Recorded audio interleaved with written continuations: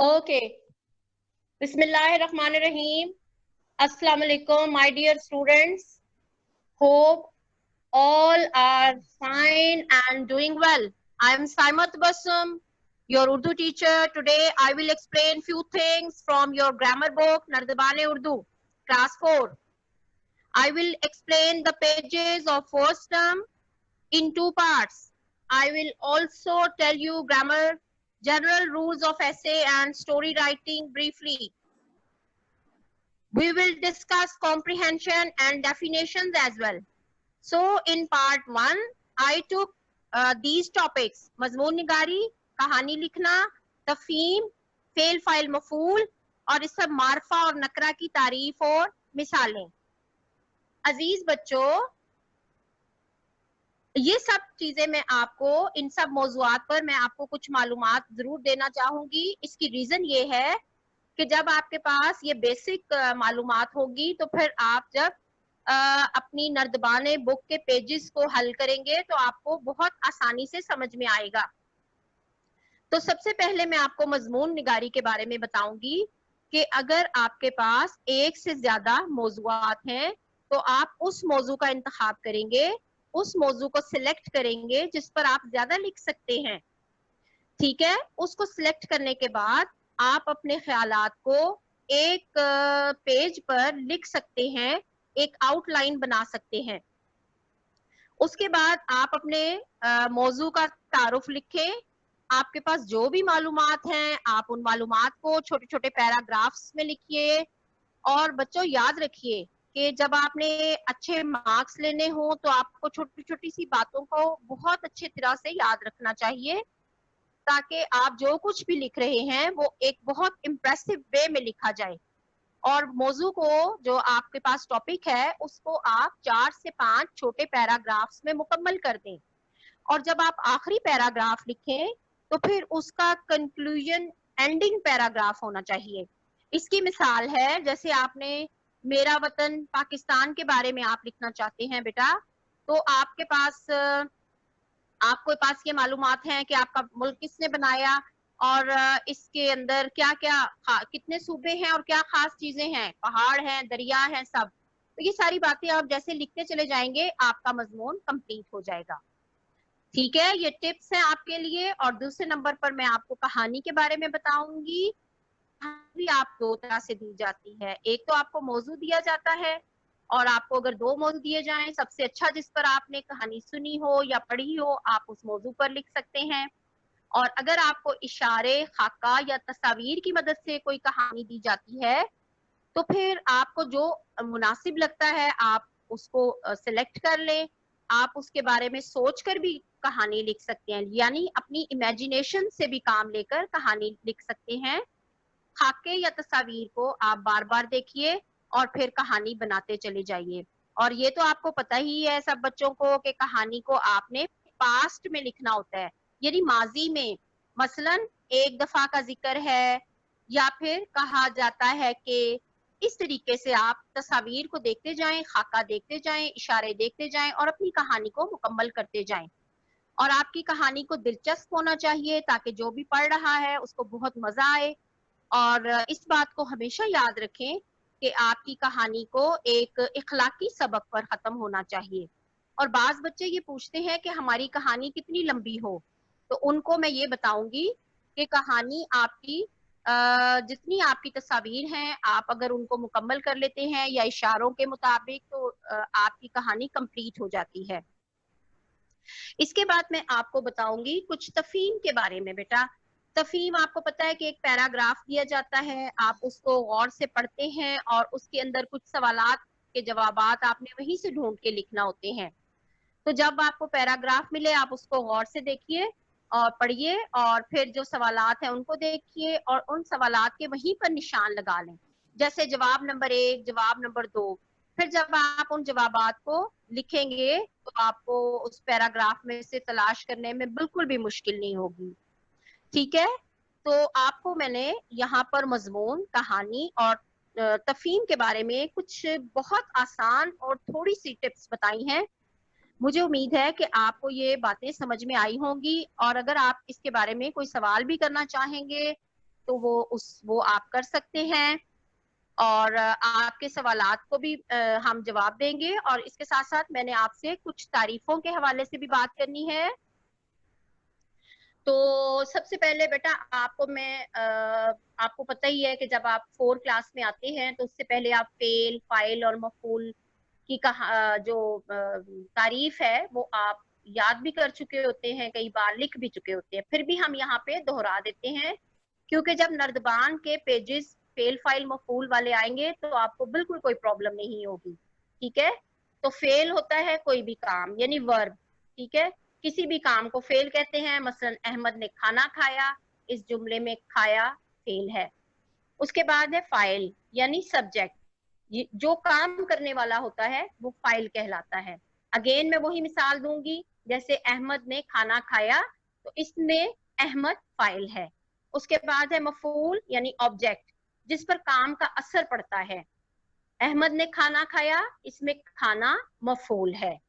इसी तरह मैं बहुत मुख्तसर करके और आसान अल्फाज में आपको एक बार मैं इसको दोहरा देती हूँ। फेल कोई भी काम होता है, खाना पीना सोना। फाइल कोई भी काम करने वाला होता है, अहमद, आमना। अच्छा, उसके बाद मफूल जिस पर काम का असर पड़ता है। ठीक है, यानी अगर सबक पढ़ा तो सबक इसमें मफूल है। ओके, उसके बाद आपको मैंने आपके साथ डिस्कस करना है इसम मारफा और इसम नकरा। ये भी इसलिए जरूरी है कि आपके पास नर्दबान में फर्स्ट टर्म में कुछ पेजेस ऐसे आएंगे, आपने किए होंगे, हमने आपको भेजे हैं, लेकिन उसके बावजूद मैं जरूरी समझती हूँ आपको इसम मारफा और नकरा मालूम हो कि ये क्या है। इसम मारफा किसी भी खास शख्स, चीज या जगह का नाम है। मिसाल हम दे सकते हैं इलामा इकबाल, इस्लामाबाद, कुरान मजीद वगैरह। और आपको पता है कि इसम मारफा को इसम खास यानी प्रॉपर नाउन भी कहा जाता है। और उसके बाद है इसम नकरा, किसी भी आम शख्स, चीज या जगह के नाम को इसम नकरा भी कहते हैं। इसका दूसरा नाम इसमें आम है, और इसकी मिसालें हम दे सकते हैं कोई आदमी, कोई शख्स। ओके, इसके अलावा कोई भी शहर, कोई भी मुल्क, फिर कोई भी चीज जैसे किताब है, कुर्सी है वगैरह। तो आपको मैंने दो चीजें बताई, प्रॉपर नाउन खास होता है यानी समारफा, और मैंने आपको कॉमन नाउन बताया ये आम होता है, और इसम नकरा भी से कहा जाता है। तो बच्चों, आपको मैंने यहाँ पर जो आज चीजें बताई हैं इसमें बुनियादी बातें मैंने आपको बता दी हैं, क्योंकि ये बुनियादी बातें आपको बहुत काम आएंगी जब आप अपने फर्स्ट टर्म के पेजेस को करेंगे। हमने बात की है मजमून पर, उसके बाद हमने कहानी और तफहीम, उसके बाद तारीफों में हमने फेल, फाइल, मफूल, और उसके बाद इसम मारफा और इसम नकरा पर हमने बात की है। आप में से जो बच्चे भी सवाल करना चाहते हैं वो कर सकते हैं, वो पूछ सकते हैं। तो बेटा आप मुझे जरूर बताइए कि आपको ये बातें समझ में आई हैं, और आपने इन तमाम चीजों की, और आपको पता है कि आजकल आपने बिल्कुल घर में स्टे करना है, और हैं आपने उन पर अमल करना है, जो आपके बड़े कहते हैं आपने बिल्कुल उन बातों पर अमल करना है। और इसके बाद ये जो थोड़े से पेजेस है, मैं यहाँ पर उनके बारे में भी आपसे बातचीत कर लेती हूँ। तो बच्चों, सबसे पहले आपके पास पेज नंबर 5 हमने दिया हुआ है। इसमें आपको वाहिद से जमा बनाने का काम जो है वो यहाँ पे आपको हमने दिया था। मैं आपको ये नर्दबान की बुक का सफा नंबर 5 दिखाना चाहती हूँ। जमा बनाना है, जैसे किताब, किताबें, चीज, चीजें, मैं थोड़ा सा पढ़ती हूँ, बातें, दुकान, दुकानें। इसी तरह दूसरे कॉलम में अच्छाई, अच्छाइयाँ, और तीसरे कॉलम में लोग, लोगों। और इसी का बे हिस्सा आप देख सकते हैं, जैसे परिंदा, परिंदे, जूता, जूते। ठीक है, बंदा, बंदे, सदा, सदाएं, इस तरह। तो इसके बाद आप सफा नंबर 6 पे जाएंगे, वहां पर भी आपको सफा नंबर 6 पर भी आपको वाहिद जमा मिलेंगे, जैसे पेंसिल, पेंसिलें, मिसाल, मिसालें। यहाँ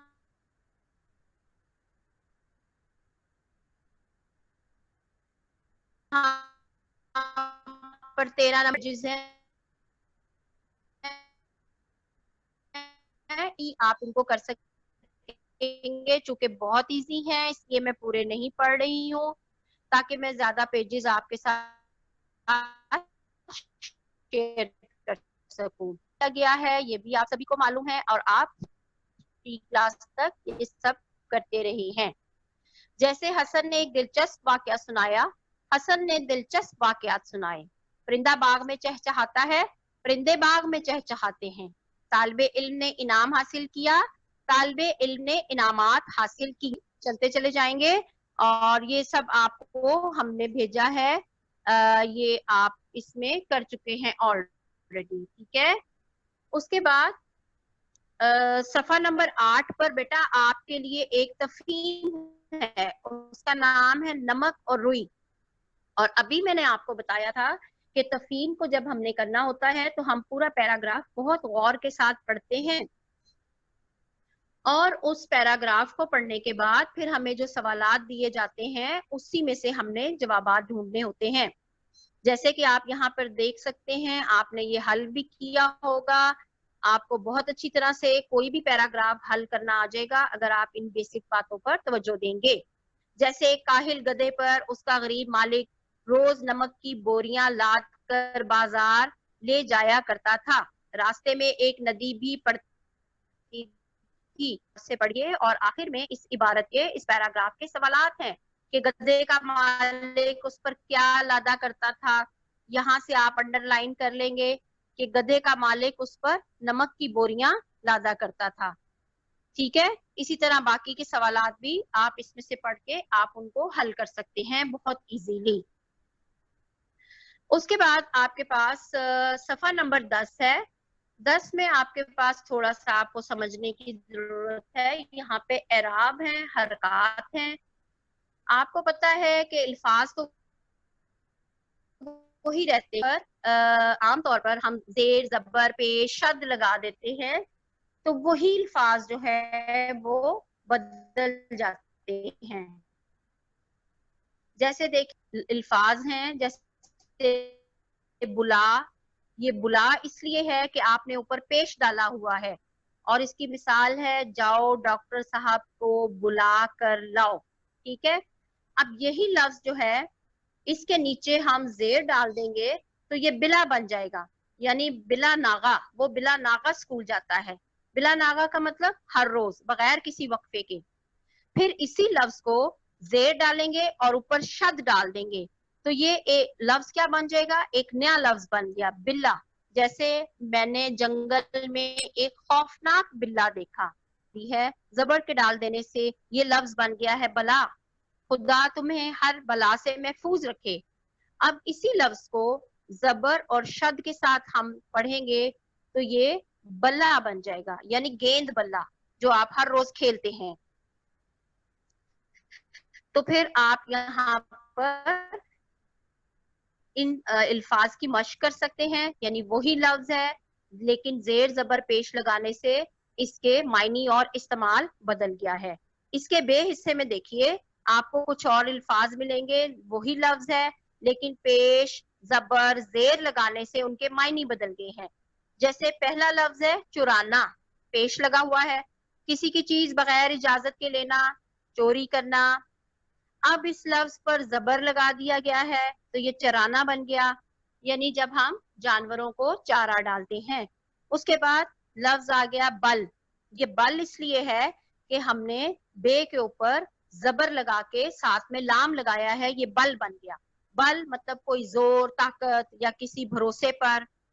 अब इसी लफ्ज को हम जेर लगा देंगे तो ये लफ्ज बन जाएगा सुराख, यानी बिल, ठीक है। बिल बन गया जेर लगने से, जिसके मायनी है सुराख। उसके बाद आपके पास एक लफ्ज है गुल। गुल के ऊपर पेश है इसलिए ये लफ्ज गुल है, जिसके मायने है फूल, और इसी लफ्ज के नीचे जेर लग गया है। अब ये लफ्ज बन गया है गिल, और गिल के मायने होते हैं मट्टी। अब इसी लफ्ज पर हमने जबर लगा दिया, ये लफ्ज बन गया कल। कल का मतलब है आने वाला दिन या गुजरा हुआ दिन, ठीक है। हम कल के बाद इसी लफ्ज पर आपने पेश लगा दिया है, यानी तमाम, ठीक है। तो आपको पता चला कि किस तरीके से जब हम एराब लगा देते हैं, जेर जबर पेश और शद का इस्तेमाल कर देते हैं, तो अल्फाज कैसे बदल जाते हैं, चेंज हो जाते हैं, ठीक है। अब हम आगे बढ़ते हैं और हम चलते हैं पेज नंबर 15 की तरफ। यहाँ पे पेज नंबर 15 पर आपको क्या मिलेगा, आप देख सकते हैं। यहाँ पर आपको फेल, अभी मैंने आपको फेल, फाइल, मफूल की तारीफ बताई थी, इस्तेमाल बताया था। अब हम इसका पेज का इस्तेमाल बहुत इजीली कर सकेंगे। फेल, फेल यानी कोई भी काम, खेलना, पढ़ना, सोना, आना जाना, ये सब फेल हैं। और यहाँ पर मेरे पास जो पेज है, पेज नंबर 15, यहाँ पर एक जुमला है, मैं पढ़ती हूँ। भट्टी साहब हिसाब पढ़ाते हैं। इसमें फेल क्या होगा, पढ़ाते, यानी भट्टी साहब जो काम कर रहे हैं वो पढ़ाना है, ठीक है। फिर तुम देर से आए हो, इसमें काम क्या हुआ है, आना, आए। चपड़ासी घंटी बजा रहा है, इसमें चपड़ासी का क्या काम है, घंटी बजाना, ठीक है। तो बजा रहा हम इसमें से निकाल लेंगे फेल के तौर पर। तो आप बहुत आसानी के साथ इस पेज के अंदर से फेल चुन सकते हैं, वर्ब चुन के इन ये जो आपके पास बॉक्सेस है, आप इनमें लिख सकते हैं और आप अपनी नोटबुक पर मजीद प्रैक्टिस भी कर सकते हैं। उसके बाद मैं पेज नंबर 17 पर चलती हूँ। पेज नंबर 17 पर आपको हरूफ मिलेंगे। आपको पता है हरूफ बहुत इजी होते हैं, पर, से, में, ने, को, तक, इस तरह के जो हरूफ है ना, ये अपने कोई मायने नहीं रखते हैं, लेकिन ये इसमों को मिलाते हैं, फेलों को मिलाते हैं, जुमलों को मिलाते हैं, तो फिर इनकी अहमियत हो जाती है। अकेले ये कुछ नहीं है, लेकिन इनके बगैर जुमला मुकम्मल नहीं होता, इसलिए ये बहुत इंपॉर्टेंट है। अब मैं आपको यहाँ पर पढ़ के सुनाती हूँ कुछ जुमले, और फिर उनमें से हम हरूफ निकाल लेते हैं, ठीक है। ने, को, से, पर, और, तक वगैरह। ये कपड़े अलमारी में रख दो, इसमें हर्फ क्या आ गया है, में। दूसरी सेंटेंस के अंदर देखिए, मेज पर किताबें और कापियां रखी हैं, इसमें आपको मिल जाएंगे दो हरूफ, पर, और। उसके बाद 3 पे देखिए, जो कुछ मांगना हो खुदा से मांगो, ठीक है, इसमें से आप निकाल सकते हैं से। तो इस तरीके से आप पेज नंबर 17 को बहुत आसानी के साथ हल कर सकते हैं हरूफ की मदद से। पेज नंबर 17 के बाद अब हम पेज नंबर 30 पे चलते हैं, ठीक है। पेज नंबर 30 पर जब हम जाएंगे, वहां पर आपको एक तस्वीरी कहानी मिलेगी। तो बच्चों, अभी मैंने आपको तस्वीरी कहानी के असूल बताए थे कि या तो इशारों में मिलती है, या फिर तस्वीर की सूरत में मिलती है, या फिर मौजू। तो हमें यहाँ पर तस्वीर की सूरत में मिली है। आप ये 6 तस्वीर देख सकते हैं, और मैं सवाल पढ़ती हूँ, आप गौर से सुनिए। दी गई तस्वीर को गौर से देखिए और हर तस्वीर के बारे में चंद सतरें लिखकर एक दिलचस्प कहानी तख्लीक कीजिए। कहानी का उन्वान भी लिखिए। तो हमने इसको उन्वान दिया है, एक सौदागर और बंदर। तो आप देख सकते हैं कि कहानी को हमने किस तरह से शुरू किया है। कहानी को माजी से स्टार्ट किया है, ठीक है। मैंने बताया था ना आपको, पास्ट में रहते हुए हमने कहानी लिखनी है। एक दफा का जिक्र है, ठीक है।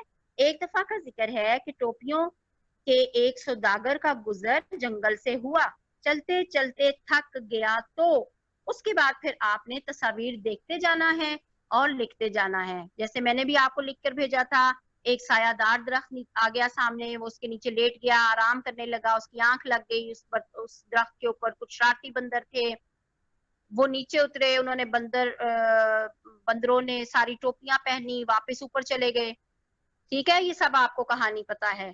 तो अब आपको पता है कि वो टोपियां लेकर ऊपर चले गए। फिर सौदागर बहुत अक्लमंद था, उसने सोचा कि बंदरों की आदत है नकल करते हैं, उसने क्या किया, अपने सर पर टोपी जो थी वो उठा के जमीन पे फेंक दी, सर से उतार के। बंदरों ने भी नकल की और टोपियां जो थी दरख्त से नीचे फेंक दी। इस तरीके से सौदागर ने अपनी सारी टोपियां जमा कर ली और उसने अपनी अक्लमंदी से तमाम टोपियां हासिल कर ली। फिर अब हम इसका नतीजा क्या निकालेंगे कि हमें अक्ल इस्तेमाल करनी चाहिए, और हम ये भी लिख सकते हैं कि दानाई एक बेहतरीन हिकमत अमली है। तो आपको मैंने आज जो कुछ बातें भी बताई हैं, आपको इस तारीफें बताई हैं फेल फाइल मफूल की, फिर हमने पेजेस में उनका इस्तेमाल भी कर लिया है। आपको सब मार्फा और नकरा के बारे में भी मैंने बताया है। ये पेज भी मैं यहाँ पर आपके साथ शेयर कर लेती हूँ। तो हाँ बेटा, हमने पेज 14 पर इसम मार्फा और इसम नकरा भी देखने हैं, तो हम एक नजर यहाँ पे देख लेते हैं। मैंने आपको बताया था इसम मार्फा खास होता है यानी प्रॉपर नाउन, इसम नकरा आम होता है यानी कॉमन नाउन। पेज नंबर 14 पर हमारे पास इसम एक इबारत है, एक पैराग्राफ है, और उसमें से हमने मार्फा और नकरा अलग करने हैं। आपको बस मार्फा और नकरा के बारे में पता होना चाहिए कि ये होते क्या है। फिर ये पैराग्राफ में हो या जुमलों की सूरत में हो, आप बहुत आसानी के साथ इनको पहचान कर अलग कर सकते हैं। जैसे हामिद ने एक लड़का है, वो हमेशा वक्त पर स्कूल जाता है, कभी झूठ नहीं बोलता, उसके माँ बाप कसूर में रहते हैं। कसूर एक छोटा सा शहर है। हामिद लाहौर में अपने भाई असलम के साथ रहता है, और शाम के वक्त एक मौलवी साहब हामिद को कुरान करीम पढ़ाते हैं। अब इसमें से हम पहले मार्फा निकाल लेते हैं। मार्फा यानी खास। इसमें खास कौन कौन आ गया है, निशान लगाते जाते हैं। हामिद खास है, ठीक है। कसूर शहर का नाम है, वो खास है। लाहौर शहर का नाम है, वो खास है। असलम किसी का नाम है, वो खास है। इसके बाद फिर कुरान करीम खास है, ठीक है। ये हमने इसम मारफा में लिख लिए, जो खास थे जो मारफा थे इसम मारफा में लिख लिए। अब हम इसम नकरा चुन लेते हैं और इसम नकरा के कॉलम में लिख देते हैं। यहाँ पर लड़का, उसके बाद स्कूल, उसके बाद माँ बाप, भाई और शहर, मौलवी साहब, ये आपको इसम नकरा मिल जाएंगे। तो इस तरीके से हमने इसम नकरा और इसम मारफा की तारीफों को जहन में रखते हुए बहुत आसानी के साथ हमने ये देख लिया कि कौन से इसम मारफा है और कौन से इसम नकरा है। तो मुझे उम्मीद है कि आज के जितने भी असबाब, ग्रामर से रिलेटेड बातें और रूल्स और उसके अलावा पेजेस मैंने आपके साथ शेयर किए हैं, और आपको मैंने उनके बारे में मुख्तसरन चीजें बताई हैं, कुछ टिप्स भी आपके साथ शेयर की हैं। मुझे उम्मीद है कि आप उनको इस्तेमाल में लाएंगे, आप उनकी घर पर बहुत अच्छी सी प्रैक्टिस करेंगे, और ये बहुत जरूरी है, क्योंकि अगर आप प्रैक्टिस नहीं करेंगे तो ये चीजें आप भूल जाएंगे, ठीक है। तो आप अपना बहुत सा ख्याल रखिएगा। Students, I know you are so brave, you all are my king and you can do everything, okay. तो आपको इनमें से जो चीजें समझ में नहीं आएंगी वो भी आप मुझसे पूछ सकते हैं, और आज का जितना भी लेक्चर है इसको बहुत गौर से सुनना भी है होगा आपने इंशाल्लाह।